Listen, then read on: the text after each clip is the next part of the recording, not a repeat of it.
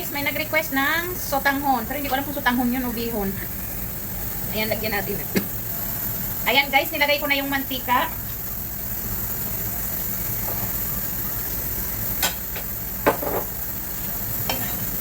Ayan, medyo marami ang mantika nito guys. Kasi marami yung lulutuin natin na ano, sotanghon.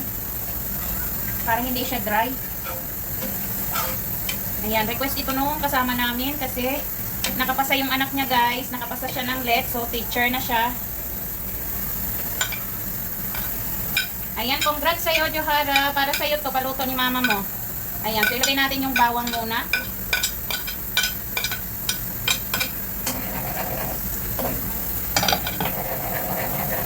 Ayan, hayaan natin hanggang sa mag golden brown yung bawang.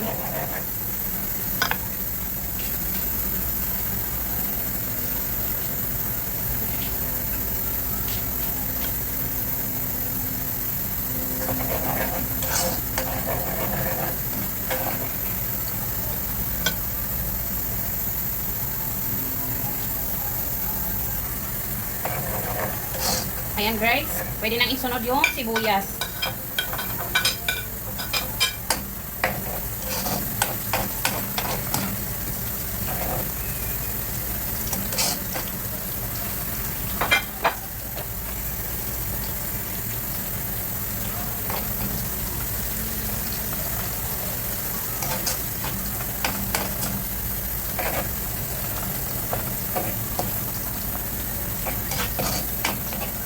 Ayan, ilagay natin yung chicken.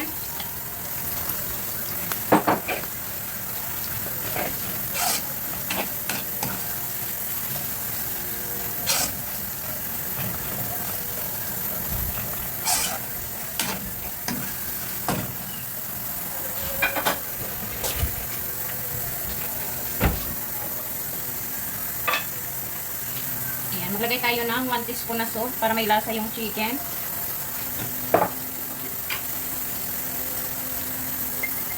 Black pepper. Ayan, halo-haloin hanggang sa maluto yung chicken guys. Kapag pumuti yan, luto na yan. So, pwede na natin ilagay yung vegetable.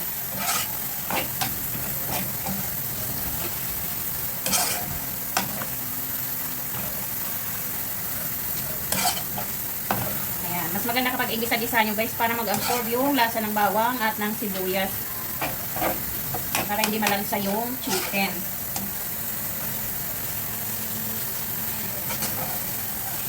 Ayan. So, okay na yan guys. Bago natin ilagay yung vegetable, ilagay muna natin yung leftover na pusit. Ayan, meron akong leftover na squid. Ihahalo natin siya para mas malasa.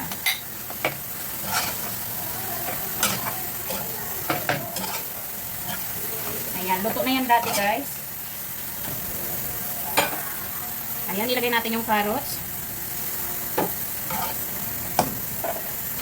celery at yung green beans. Ayan, igisa-gisa natin yan na maluto-luto yung vegetable.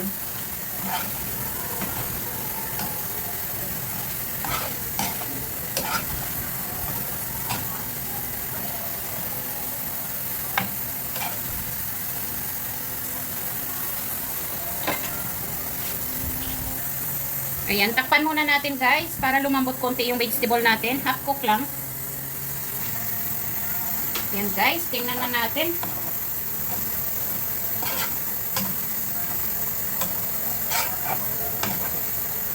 Ayan, so magbawas muna tayo nito para hindi ma-overcook masyado.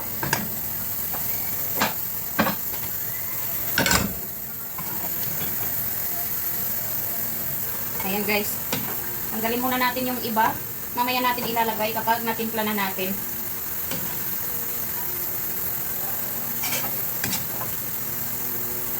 Ayan, mamaya natin to ihalo guys. Ayan, syempre nagtira tayo ng konti dito. Maglagay na tayo ng Silver Swan soy sauce. Ayan, tansyahan na lang to guys. Wala nang sukat-sukat, tansyahin nyo na lang.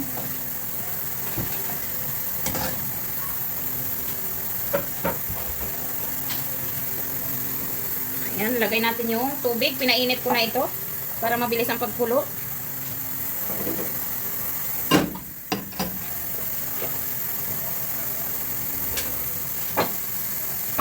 lagyan natin ng 2 chicken cubes.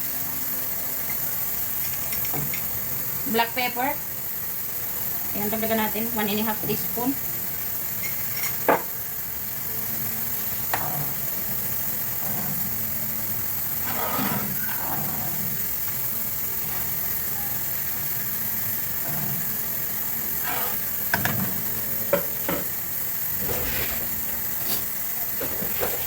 Ayan, so tikman natin guys kung tama yung alat niya. Kung kulang pa, pwede kayong magdagdag ng soy o kaya ng patis.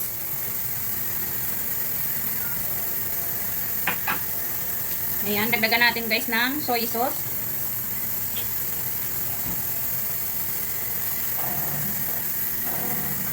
Tapos hayaan muna natin kumulo. Ayan, takpan muna natin. Ayan guys, kumukulo na. Ilagay na natin yung noodles niya.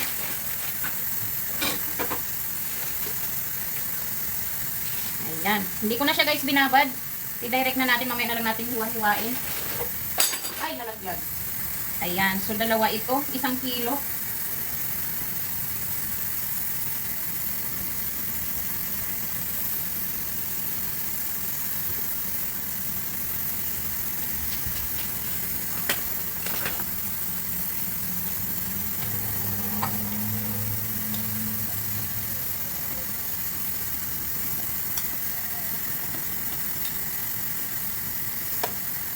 Ayan. So, natikman kasi nila guys yung una kong niluto.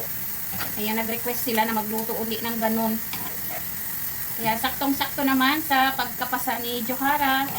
Ayan. Congratulations, King!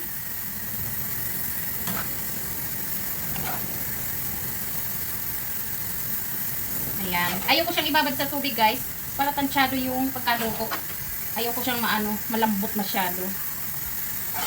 Ayan. So, kung kulang ang sabaw natin, pwede tayong mag-add ng hot water.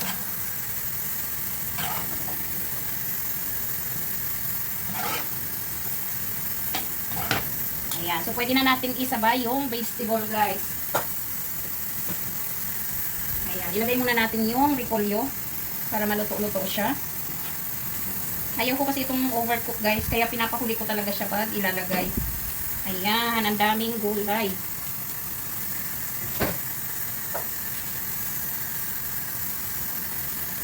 Tapos maliit yung aming kawali guys. Pagkakasyahin natin yan.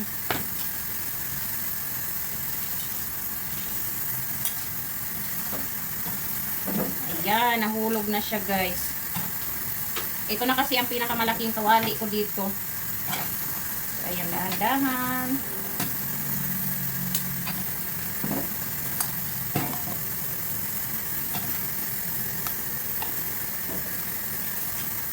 Ang dami namin nilagay na gulay.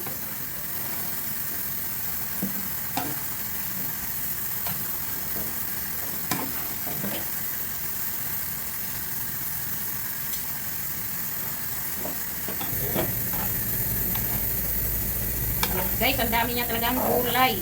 Tapos meron pa yung ilalagay natin sa ibabaw, yung ginisa natin kanina. Ayan, so habang hinahalo natin, buntingin natin guys kasi baka reklamuhan tayo ng kakain at mahahaba.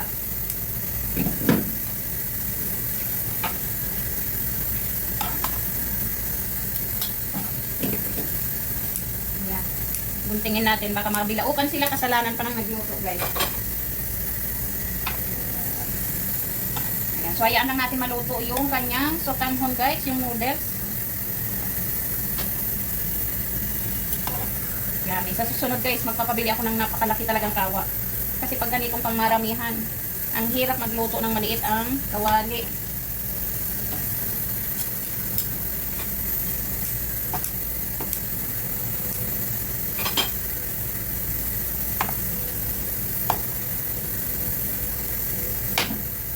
Ayan. Tapos dagdagan pa natin ng vegetable.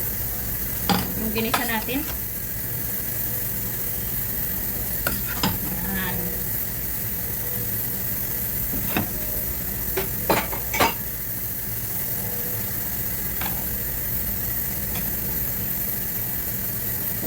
Guys, hindi ko na maihalo guys. Ayan na guys, luto na yung ating sotanghon. Ayan. Ang dami niya guys. Super dami. Ayan, so yung iba guys, nilagay ko dito kasi nga ang dami ng noodles niya. Mamaya ililipat ko kapag inilipat ko na siya sa serving plate guys.